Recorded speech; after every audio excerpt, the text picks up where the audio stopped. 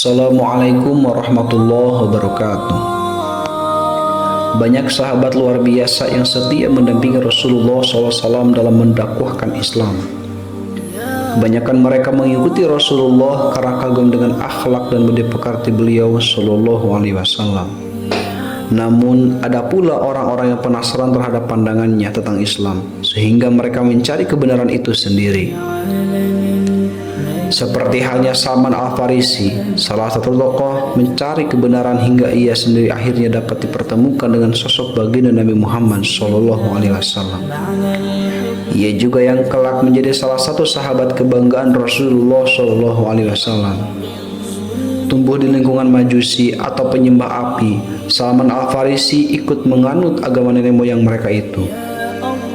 Sebagai seorang anak pemimpin di kampung Jayed, kota Isfahan, Persia, Salman Al-Farisi ditugaskan oleh ayahnya untuk menjaga api yang mereka sembah agar tidak pernah padam. Tapi semua itu berubah ketika Salman melihat sekelompok orang sedang melakukan ritual agama Nasrani, sebuah agama yang sangat berbeda dengan keyakinannya dan menarik hati Salman.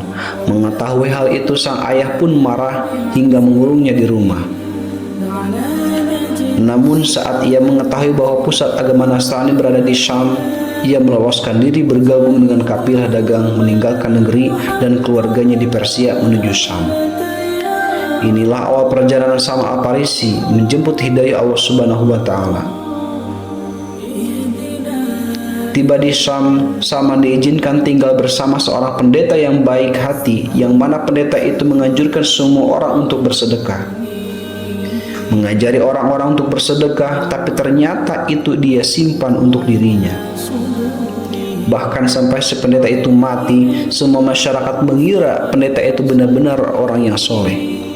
Kebaikannya ternyata hanya tampak dari luar. Ini sungguh mengecewakan Salman. Namun begitu ia tetap bertahan dan belajar. Kemudian Salman Al-Farisi menunjukkan kelakuan pendeta itu yang sebenarnya. Salman berkata kepada semua masyarakat bahwa pendeta mereka itu adalah orang yang sangat jahat. Awalnya mereka tidak percaya. Namun setelah Salman menunjukkan buktinya, yaitu berupa emas dan perak yang disimpan oleh si pendeta, barulah masyarakat sadar. Inilah yang menjadi pelajaran yang sangat besar bagi Salman Al-Farisi, bahwa seseorang itu tidak bisa dinilai dari luarnya saja. Setelah kematian si pendeta itu, maka digantikan oleh orang yang baik dan soleh. Kepadanya Salman Al-Farisi berguru dan belajar. Hingga tiba ajalnya, sang pendeta soleh mewasiatkan agar Salman pergi ke Mosul, Irak, untuk belajar dengan pendeta yang baik dan soleh. Beginilah Salman dengan sabar mengikuti petunjuk sang pendeta. Namun setiap pendeta yang ditemuinya selalu berakhir dengan meninggalnya sang pendeta. Hingga Salman berpindah-pindah dari Irak ke Aljazair, Afrika Utara, ke kota Amuria, Turki. Setelah belajar dan berguru cukup lama, sang pendeta meninggal. Namun wasiat yang disampaikan sebelum wafatnya membuat batinnya semakin gundah dan penasaran, yaitu Salman Al-Farisi tak perlu mencari pendeta lain karena telah tiba saatnya akan datangnya seorang nabi akhir zaman. Anakku, tak seorang pun yang kukenal serupa dengan kita keadaannya dan dapat kupercayakan engkau kepadanya.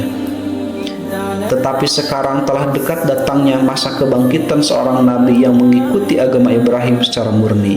Ia nanti akan hijrah ke suatu tempat yang ditumbuhi kurma dan terletak di antara dua bidang tanah berbatu-batu hitam. Seandainya kamu dapat pergi ke sana, temuilah dia.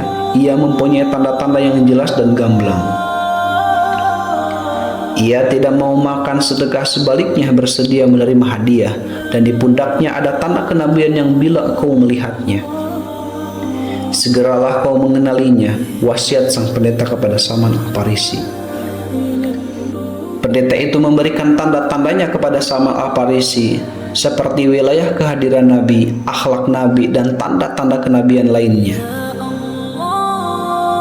Di kalangan para pendeta Nasrani dan rahib Yahudi saat itu memang sudah sangat kencang beredar bahwa akan diutus Nabi terakhir sesuai dengan apa yang tercantum dalam kitab mereka.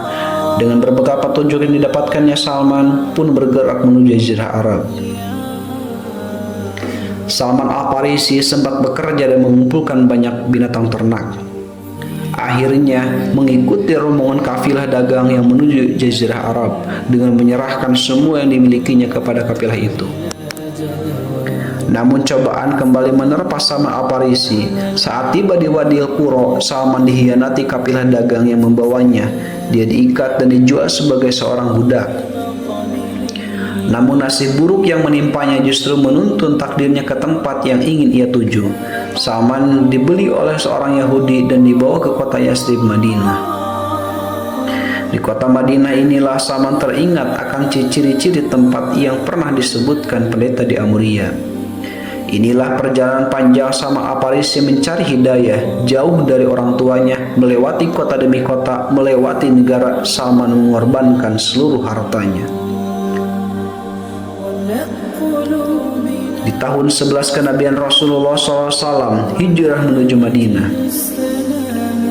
Ketika Rasulullah SAW bersama sahabat mulia Abu Bakar sampai di Quba, kabar itu terdengar oleh kaum Yahudi di Madinah. Kedatangan seorang Arab Quraisy yang mengaku sebagai nabi terakhir utusan Allah membuat masyarakat Yahudi berbondong-bondong menuju Quba. Mendengar kabar kedatangan seorang nabi ke Madinah, hati Salman Al-Farisi berdetak. Kedatangan Rasulullah SAW disambut hangat oleh seluruh muslimin Madinah. Salman yang juga tengah menunggu kehadiran Nabi Muhammad SAW tertegun melihat keagungan Rasulullah SAW. Apakah benar sosok ini yang dia cari selama ini? Beliau kan Nabi akhir zaman itu? Maka untuk meyakinkan dirinya, Salman Al-Farisi datang menemui Nabi Muhammad SAW, ingin membuktikan kebenaran kerasulannya. Salman datang sambil menyerahkan sedekah, namun Rasul tidak mengambil sedikit pun makanan sedekah itu. Inilah tanda pertama. Di hari yang lain, Salman datang dengan membawa makanan sebagai hadiah pada Rasulullah Muhammad SAW. Rasul pun mengambil dan mencicipinya. Abu Bakar radhiyallahu anhu berkata kepada Salman, Rasul berkata kepadamu, jika itu hadiah dengan senang hati akan mencicipinya.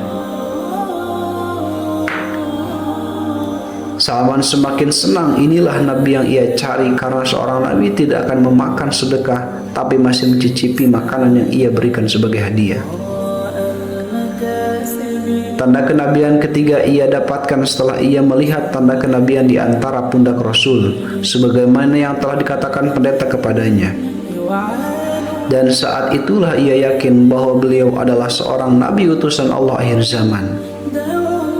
Salman Al-Farisi pun bersimpuh di hadapan Nabi Muhammad SAW. Ya Rasulullah, aku sudah menempuh perjalanan panjang dari Persia ke Nasibin, Irak, Syam untuk mengawasi saat diutusnya engkau. Pencarian panjang yang ia jalani telah berakhir.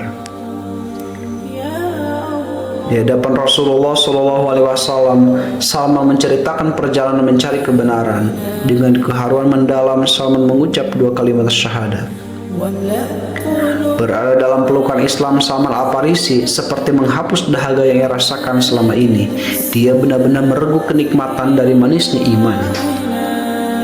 Dengan kecerdasannya, Salman mampu dengan cepat menyerap ajaran-ajaran Rasulullah SAW, hingga ia menjadi seorang sahabat yang bijak dalam menerima dan mengamalkan ajaran Rasulullah SAW.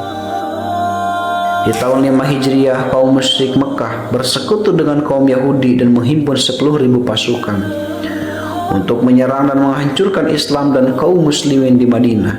Jumlah pasukan terbesar yang pernah terhimpun pada masa itu. Sementara kaum muslimin tengah dalam kondisi sulit. Inilah peristiwa penting yang diabadikan dalam Al-Quran, bahkan menjadi nama surat tersendiri, yaitu surat Al-Ahzab. Maka saat Rasulullah SAW dan para sahabat bermusyawarah, Salman Al-Farisi yang banyak pengalaman di negerinya tampil dengan ide cemerlang, yaitu menggali parit di sekitar kota Madinah. Itu sebabnya perang ini menjadi lebih dikenal sebagai perang Khandaq atau perang parit. Strategi yang tidak pernah dikenal sebelumnya oleh bangsa Arab, namun justru cara inilah yang menyelamatkan kaum muslimin dan Yahudi di Madinah. Saat penggalian parit dilakukan, sebuah peristiwa menakjubkan terjadi. Saat Rasulullah SAW memecahkan batu dalam penggalian parit di depan Salman, Rasul menyampaikan kelak Persia, negerinya Salman Al-Farisi, bakal dibebaskan dan taklukkan kaum muslimin. Benar saja, hanya berselang 3 tahun setelah wafatnya Rasulullah SAW, kafilah Umar bin Khattab mengirim pasukan muslimin ke Persia di bawah pimpinan Sa'ad bin Abi Waqqas radhiyallahu anhu. Umar bin Khattab bahkan memerintahkan Salman Al-Farisi menjadi penasihat karena ia berasal dari Persia dan paling mengerti tentang negeri itu. Pada tahun 14 Hijriah, perang Qadisiyah meletus. Kaum muslimin dengan gagah berani menjemput syahid menerjang pasukan Persia. Hingga akhirnya pasukan Persia takluk setelah Jenderal Rustum, pemimpin pasukan Persia, terbunuh. Inilah puncak dari penaklukan Persia yang sekaligus membuka gerbang kota Madain, ibu kota Persia. Salman Al-Farisi diangkat menjadi gubernur Madain Persia. Meski menjadi pemimpin tertinggi di negeri asalnya, Salman Al-Farisi menjalani hidup dengan sederhana, cara hidup yang justru menarik hati para penduduk Persia. Ia menjalani hidup layaknya seperti penduduk biasa. Bahkan seringkali tak dikenali oleh rakyatnya sendiri karena sering melakukan pekerjaan keras yang tidak layak dilakukan seorang pemimpin tertinggi. Hingga akhir hidupnya, Salman Al-Farisi radhiyallahu anhu lebih mencintai akhiratnya daripada kegemerlapannya dunia. Ketika beliau wafat, beliau meninggalkan hartanya 20 dirham saja. Inilah Salman Al-Farisi, sahabat mulia Rasulullah SAW. Beliau tidak mengejar harta dan kekuasaan, tapi beliau radhiyallahu anhu sangat nyaman dengan hidayah Islam. Sedang menikmati kebersamaannya dengan hidayah ini, Salman Al-Farisi radhiyallahu anhu wafat di kota Madain, Persia. Allah Subhanahu wa Ta'ala tunjukkan kepada semua orang, dikembalikannya ke negeri semula, tapi dalam keadaan sudah menjadi mukmin yang baik, bahkan menjadi pemimpin yang lebih besar dari sebelum keberangkatannya.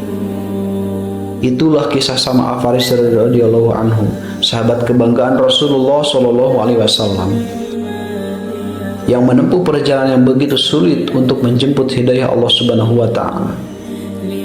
Wallahu a'lam bishawab. Wassalamualaikum warahmatullahi wabarakatuh.